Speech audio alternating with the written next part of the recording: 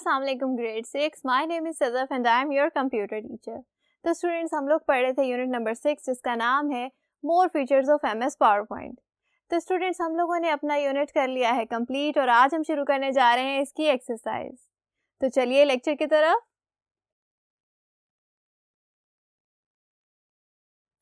जी students, तो इस unit में पढ़े थे हम लोगों ने बहुत सारे नए फीचर्स एमएस पावर पॉइंट के।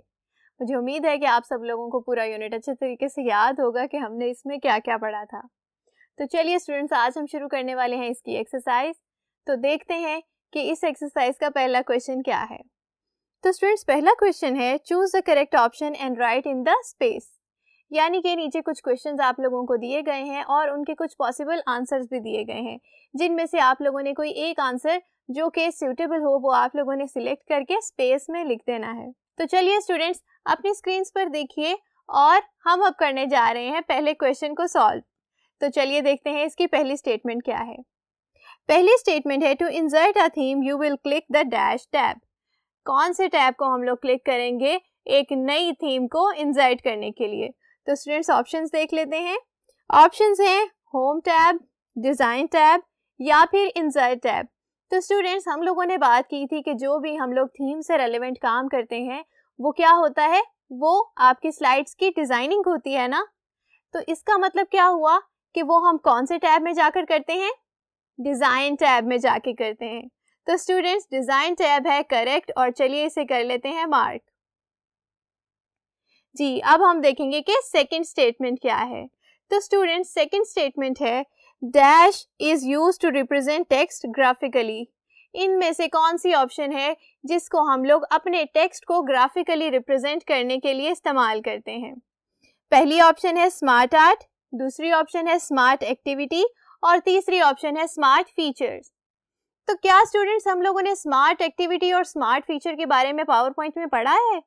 नहीं, हम लोगों ने पढ़े हैं स्मार्ट आर्ट्स। और स्मार्ट आर्ट क्या करती थी?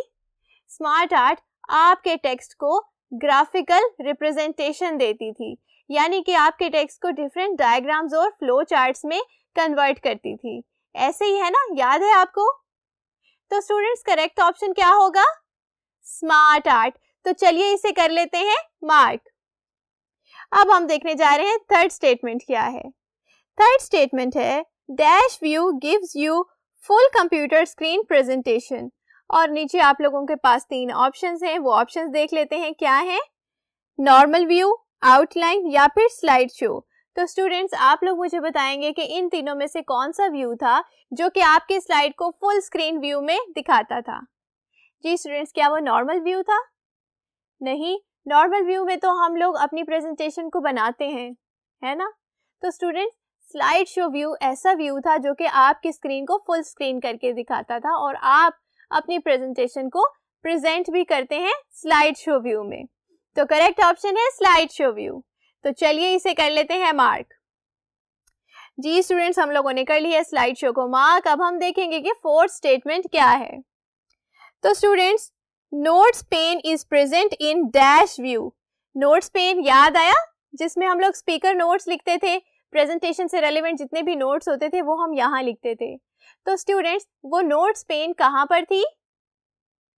जी, कौन से व्यू में थी स्टूडेंट्स? ऑप्शंस देख लेते हैं। स्लाइड सॉर्टर व्यू में, नॉर्मल व्यू में या फिर स्लाइड शो व्यू में। तो स्टूडेंट्स, हम लोगों ने पढ़ा था कि नोट्स पेन कहाँ होती है? नॉर्मल व्यू में। जब आप लोग अपनी प्रेजेंटेशन को बना रहे होते हैं नॉर्मल व्यू में, तो आप लोग अपनी स्लाइड्स के साथ साथ उसके नोट्स भी लिख लेते हैं।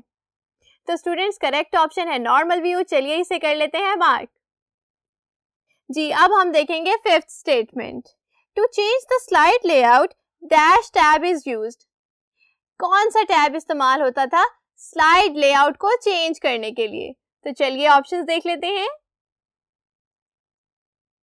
व्यू, होम या फिर इंसर्ट। तो स्टूडेंट्स, स्लाइड लेआउट हम लोगों ने पढ़ी थी बिल्कुल पहले लेक्चर में। जी, तो कौन सा टैब यूज होता था स्लाइड लेआउट को चेंज करने के लिए? होम टैब इस्तेमाल होता था स्टूडेंट्स। तो चलिए होम टैब को कर लेते हैं मार्क। जी, अब है हमारे क्वेश्चन की बिल्कुल लास्ट स्टेटमेंट। तो चलिए उसे देख लेते हैं। ग्रेडियंट पिक्चर और texture fill are types of dash style. जी स्टूडेंट्स, कुछ याद आया आपको? ग्रेडियंट फिल और टेक्सचर फिल हम लोगों ने कहाँ पढ़ा था? कौन से स्टाइल्स में पढ़ा था स्टूडेंट्स? क्या हमने बैकग्राउंड में पढ़ा था या फिर एनिमेशन में या साउंड में पढ़ा था? जी स्टूडेंट्स, हम लोगों ने देखा था कि आप लोग अपनी स्लाइड्स को टेक्सचर, पिक्चर और या फिर ग्रेडियंट बैकग्राउंड दे सकते हैं। तो करेक्ट ऑप्शन क्या होगा? बैकग्राउंड करेक्ट ऑप्शन है। तो चलिए इसे कर लीजिए मार्क। जी स्टूडेंट्स, हम लोगों ने कर लिया है बैकग्राउंड को मार्क और इसी के साथ ही हमारा पहला क्वेश्चन हो गया है कंप्लीट। तो चलिए देखते हैं कि सेकंड क्वेश्चन क्या है। जी स्टूडेंट्स, तो हम लोगों ने अपनी एक्सरसाइज के पहले क्वेश्चन को कर लिया है सॉल्व और अब हम देखेंगे कि सेकंड क्वेश्चन क्या है। सेकंड क्वेश्चन है फिल इन द ब्लैंक्स। तो स्टूडेंट्स, आप लोगों को कुछ स्टेटमेंट्स दी गई हैं और उसके साथ ही उन स्टेटमेंट्स के ऊपर कुछ वर्ड्स दिए गए हैं। स्क्रीन पर देखिए, आप लोगों को नजर आ रहा है? जी स्टूडेंट्स, तो स्टेटमेंट्स में कुछ ब्लैंक्स हैं और स्टूडेंट्स हम लोगों ने क्या करना है, उन ब्लैंक्स को फिल करना है ऊपर दिए गए वर्ड्स में से कोई भी सूटेबल वर्ड्स यूज करके। तो चलिए स्टूडेंट्स शुरू करते हैं। सबसे पहली स्टेटमेंट है entrance, emphasis, exit and motion paths are categories of dash. तो स्टूडेंट्स, ये सारी कैटेगरीज जिनके नाम मैंने बोले हैं वो क्या है? वो है एनिमेशन। जी, आप लोग अपने वर्ड्स की लिस्ट में भी देख सकते हैं कि सबसे पहला वर्ड क्या है? एनिमेशन है। तो स्टूडेंट्स चलिए हम यहाँ पर टाइप कर देते हैं एनिमेशन। जी, अब हम देखेंगे कि सेकंड स्टेटमेंट क्या है। Dash are a set of predefined background for your slides. जी स्टूडेंट्स, जो बैकग्राउंड्स आप लोगों की स्लाइड्स के लिए ऑलरेडी डिफाइन होते थे उन्हें हम क्या कहते थे? जी स्टूडेंट्स, ये कहलाती हैं थीम्स। हम लोग थीम्स अप्लाई करते थे ना अपने स्लाइड्स में और क्या होता था, आपके कंटेंट पर एक बैकग्राउंड अप्लाई हो जाता था। तो स्टूडेंट्स यहाँ पर हम लिख लेते हैं थीम्स। जी, अब हम देखेंगे कि थर्ड स्टेटमेंट क्या है। A dash describes a specific series of data makers। जी स्टूडेंट्स, हम लोगों ने ये पढ़ा था चार्ट में। ये क्या होता है? Specific series of data makers क्या होता है स्टूडेंट्स? डेटा लेबल्स होते हैं। तो स्टूडेंट्स यहाँ पर हम लिख लेते हैं डेटा लेबल्स। जी, डेटा लेबल्स स्टूडेंट्स हम लोगों ने लिख लिया है। अब हम देखेंगे कि फोर्थ स्टेटमेंट क्या है। To insert a chart in slide click the dash tab. तो स्टूडेंट्स हम लोगों ने बात की थी कि किसी भी चार्ट को, पिक्चर को, ऑडियो को, वीडियो को, किसी भी टेबल को इंसर्ट करने के लिए हम लोग कौन से टैब में जाते थे स्टूडेंट्स? इंसर्ट टैब में, याद है ना? तो चलिए यहाँ पर टाइप कर देते हैं इंसर्ट। जी, अब हम देखेंगे कि फिफ्थ स्टेटमेंट क्या है। तो students, dash is a technique of creating slides with moving text और इमेजेस। मूविंग टेक्स्ट और इमेजेस स्टूडेंट्स, ये कौन सी टेक्निक थी? ये थी एनिमेशन।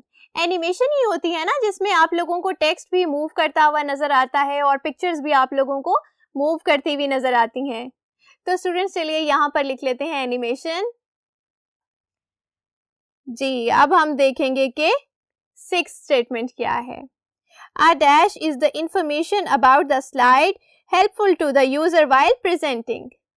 स्टूडेंट्स, इस चीज का क्या मतलब है कि जब आप लोग प्रेजेंट कर रहे होते हैं तो क्या चीज ऐसी होती है जो कि आपको हेल्प करती है प्रेजेंट करते हुए? जी याद करें, नोट्स। याद है ना, स्पीकर नोट्स जब हम लोग लिखते थे वो हम क्यों लिखते थे स्टूडेंट्स? कि जब आप लोगों ने अपनी प्रेजेंटेशन को प्रेजेंट करना है तो वो नोट्स आप लोगों को हेल्प करेंगे प्रेजेंट करने में। जी, तो अब हम देखेंगे कि लास्ट स्टेटमेंट क्या है। List, process, cycle, relationships and matrix are types of dash. जी स्टूडेंट्स, तो हम लोगों ने क्या पढ़ा था कि आप अपने टेक्स्ट की ग्राफिकल रिप्रेजेंटेशन भी कर सकते हैं और वो क्या होती है? चार्ट्स की सूरत में होती है, लिस्ट की सूरत में हो सकती है, मैट्रिक्स की सूरत में हो सकती है। तो स्टूडेंट्स याद करें कि वो चीज क्या थी? जी, वो थी स्मार्ट आर्ट। ठीक है, आप लोग साइकिल्स और लिस्ट कहाँ जाकर ऐड करते थे? स्मार्ट आर्ट में जाकर ऐड करते थे। तो स्टूडेंट, इस स्टेटमेंट के साथ हमारा ये क्वेश्चन भी हो गया है सॉल्व।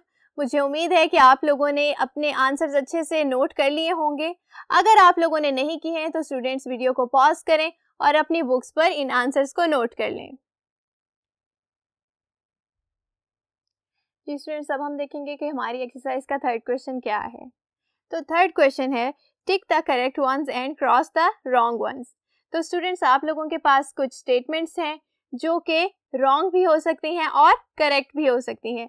तो स्टेटमेंट पढ़ के हम लोगों ने ये डिसाइड करना है कि क्या ये स्टेटमेंट ठीक है या रॉन्ग है। तो चलिए स्टूडेंट्स, पहली स्टेटमेंट पढ़ते हैं। पहली स्टेटमेंट है you can not create your own design template. तो स्टूडेंट्स, हम लोगों ने इस यूनिट में पढ़ा था कि आप लोग अपने डिज़ाइन टेम्पलेट्स को क्रिएट कर सकते हैं और उनको सेव भी कर सकते हैं और उन्हें आप लोग दोबारा अपनी प्रेजेंटेशन में यूज़ भी कर सकते हैं। तो इसका मतलब ये हुआ कि पहली स्टेटमेंट है रॉन्ग, हम लोग अपने डिज़ाइन टेम्पलेट्स क्रिएट कर सकते हैं। तो स्टूडेंट्स, इसे कर लेते हैं क्रॉस।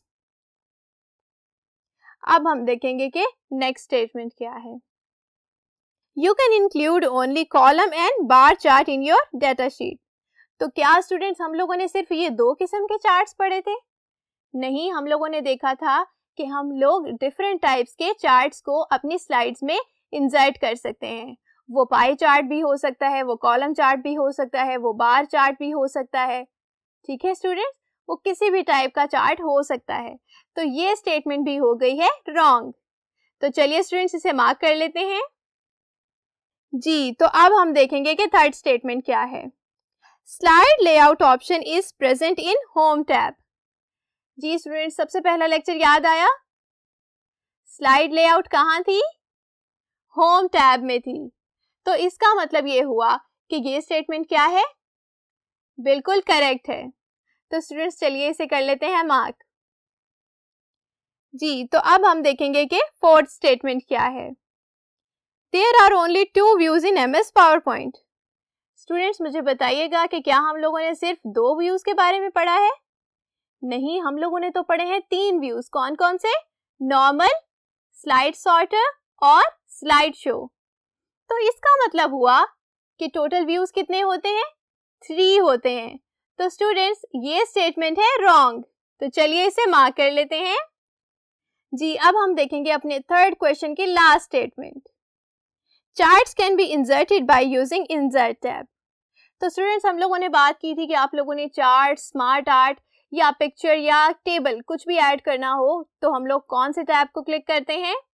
इंसर्ट टैब को क्लिक करते हैं। तो इसका मतलब हुआ कि ये स्टेटमेंट है बिल्कुल करेक्ट। तो चलिए स्टूडेंट्स, इसे कर लेते हैं मार्क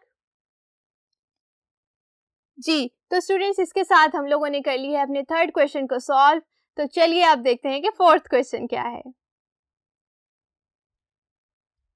जी। स्टूडेंट्स, हम लोगों ने अपने 3 क्वेश्चंस को सॉल्व कर लिया है और अब हम देखने जा रहे हैं कि फोर्थ क्वेश्चन क्या है। तो स्टूडेंट्स, फोर्थ क्वेश्चन है आंसर द फॉलोइंग क्वेश्चंस। आप लोगों के पास कुछ क्वेश्चंस दिए गए हैं जिनको आप लोगों ने आंसर करना है। तो स्टूडेंट्स, इस क्वेश्चन के हम कुछ पार्ट्स आज सॉल्व करेंगे और कुछ पार्ट्स हम लोग करेंगे नेक्स्ट लेक्चर में। तो चलिए स्टूडेंट्स, पहले क्वेश्चन को देखते हैं कि क्या है। What is slide layout? जी स्टूडेंट्स, आप लोग देख सकते हैं अपनी स्क्रीन पर फर्स्ट क्वेश्चन क्या है, स्लाइड लेआउट क्या होती है। तो स्टूडेंट्स, आप लोगों को याद होगा कि हमने बिल्कुल पहले लेक्चर में पढ़ा था स्लाइड लेआउट क्या होती है और किस तरह से हम लोग स्लाइड लेआउट को चेंज कर सकते हैं। तो चलिए स्टूडेंट्स, अपना आंसर टाइप कर लेते हैं। अ slide layout contains place holders for different types of content. ठीक है स्टूडेंट्स, स्लाइड लेआउट क्या होती है? स्लाइड लेआउट आपके कंटेंट के लिए डिफरेंट प्लेस होल्डर्स को कैरी करती है। ठीक है स्टूडेंट्स, जहां पर आप लोग क्या करते हैं, अपने कंटेंट को लिखते हैं। वो कंटेंट टाइटल भी हो सकता है, वो पिक्चर भी हो सकती हैं, वो सब टाइटल भी हो सकता है। ठीक है स्टूडेंट्स, तो ये होती है स्लाइड लेआउट। नेक्स्ट क्वेश्चन देखें क्या है। नेक्स्ट क्वेश्चन है name the 3 views present in MS PowerPoint। तो स्टूडेंट्स, इस क्वेश्चन में हमने बताना है कि 3 कौन से व्यूज थे जिनकी मदद से हम लोग प्रेजेंटेशन को व्यू कर सकते थे। तो स्टूडेंट्स, हम लोगों ने पढ़ा था कि 3 टाइप के व्यूज होते हैं। कौन से होते हैं? नॉर्मल, स्लाइड सॉर्टर और स्लाइड शो। तो चलिए स्टूडेंट्स, इसे हम यहाँ पर टाइप कर लेते हैं। Normal view, slide show view and slide sorter view. ठीक है स्टूडेंट्स, अब हम देखेंगे कि थर्ड क्वेश्चन क्या है। थर्ड क्वेश्चन है डिफाइन स्पीकर नोट। स्टूडेंट्स, हम लोगों ने पढ़ा था कि स्पीकर नोट्स क्या होते हैं। स्टूडेंट्स, स्पीकर नोट्स आप लोगों को हेल्प करते हैं जब आप लोग अपनी प्रेजेंटेशन दे रहे होते हैं, तो स्लाइड से रेलेवेंट जो भी कंटेंट है ये हम लोग लिख लेते थे स्पीकर नोट्स में। तो स्टूडेंट्स, स्पीकर नोट्स आप लोगों को हेल्प करते हैं प्रेजेंटेशन देते हुए। तो चलिए इसका आंसर टाइप कर लेते हैं। Information about the specific slide. Speaker notes क्या होते थे? यही होते थे ना, स्पेसिफिक स्लाइड की इंफॉर्मेशन आपको देते थे और आपको हेल्प करते थे आपकी स्लाइड को प्रेजेंट करते हुए। तो चलिए स्टूडेंट्स, फोर्थ क्वेश्चन देख लेते हैं कि क्या है। फोर्थ क्वेश्चन है व्हाट इज एनिमेशन। तो स्टूडेंट्स, हम लोगों ने बताना है कि एनिमेशन क्या होती है। मूविंग टेक्स्ट और इमेजेस को हम लोगों ने क्या कहा था? एनिमेशन कहा था। तो चलिए स्टूडेंट्स, आंसर टाइप कर लेते हैं। A technique of creating slides with moving text and pictures. जी स्टूडेंट्स, हम लोगों ने अपने 4 क्वेश्चंस को सॉल्व कर लिया है। अब हम देखेंगे कि 5th क्वेश्चन क्या है। तो स्टूडेंट्स, 5th क्वेश्चन है व्हाट इज स्मार्ट आर्ट। अब हमने बताना है कि स्मार्ट आर्ट क्या होता है। स्टूडेंट्स, हम लोगों ने बात की थी कि हम अपने टेक्स्ट को ग्राफिकल रिप्रेजेंटेशन भी दे सकते हैं, और वो ग्राफिकल रिप्रेजेंटेशन को हम लोगों ने क्या कहा था? हमने उसे कहा था स्मार्ट आर्ट। तो स्टूडेंट्स, चलिए इसका आंसर भी नोट कर लेते हैं। Graphical representation of text is called smart art। ठीक है, इसकी एग्जाम्पल्स भी लिख लेते हैं। Flow charts, diagrams, cycles. ठीक है स्टूडेंट्स, तो ये क्या था? ये था स्मार्ट आर्ट। तो स्टूडेंट्स, हम लोगों ने किए हैं सिर्फ इसके 5 पार्ट्स। बाकी के क्वेश्चंस हम लोग नेक्स्ट लेक्चर में सॉल्व करेंगे। तब तक के लिए अपना ख्याल रखिएगा स्टूडेंट्स। अल्लाह हाफिज।